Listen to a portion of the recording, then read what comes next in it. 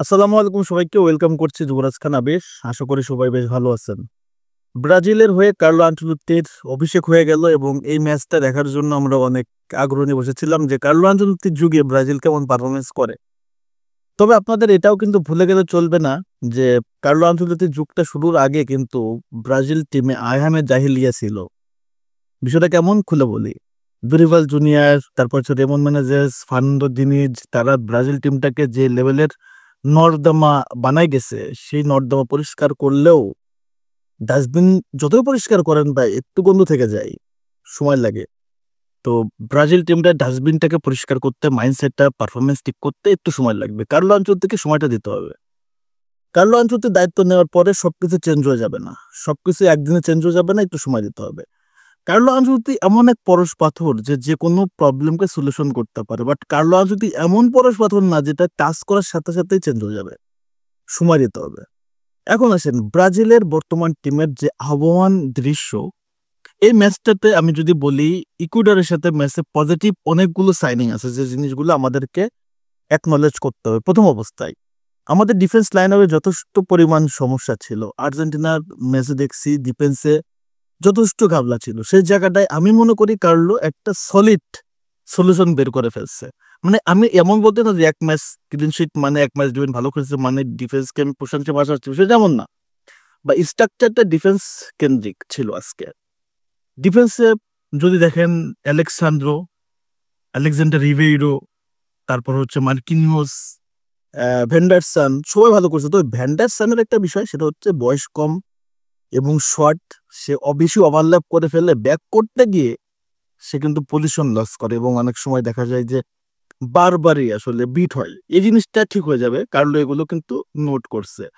মিডফিল্ডে Bruno Guimarães ব্রাজিলে যথেষ্ট সুযোগ পাইছে, কিন্তু আলটিমেটলি ব্রুনো গুইমারেজ নিউক্যাসলের ব্রুনোকে আমরা পাই না। তো আমরা আরো দুইটা ম্যাচ ব্রুনোকে দেখবো, যদি তার পারফরমেন্সটা ওই লেভেলের না হয় তাহলে কিন্তু আলটিমেটলি ব্রুনোকে ছাঁটাই করার মতো সময় চলে আসছে। ছাঁটাই বলতে কি, তাকে রিপ্লেস করার সময় চলে আসছে। ক্যাসেমিরো দীর্ঘদিন পর দলে ডাক পাইছে, দুর্দান্ত খেলছে। ট্যাঙ্ক খ্যাত ক্যাসেমিরোকে দরকার এবং তার ইনক্লুশন দলের একটা অন্যরকম একটা ডেভেলপমেন্ট চলে আসছে।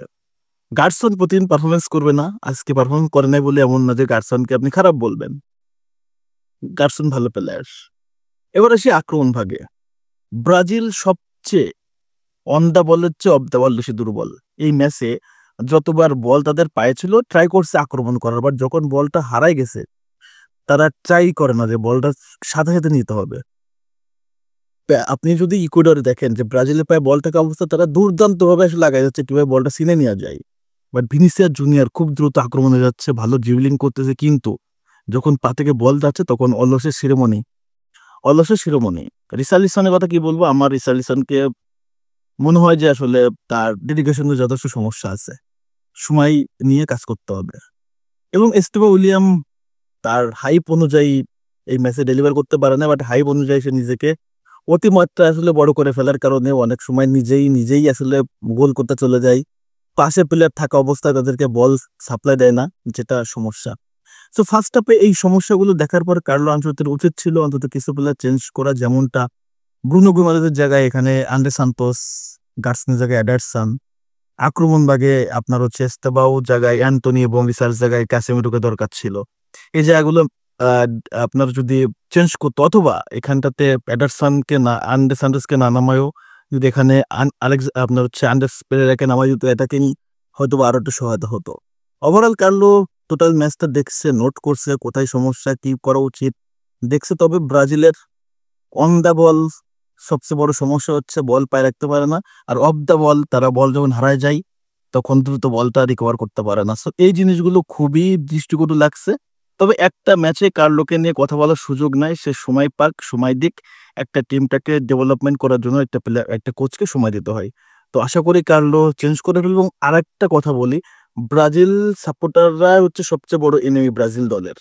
অনেকে দেখলাম পোস্ট করছে যে তিতে তুমি কেন চলে গেল অভিমান কইরা। আরে ভাই, আপনি কি ব্রাজিল সাপোর্টার নাকি আবেগে ভাসেন নাকি? এত হতাশ কেন ভাই?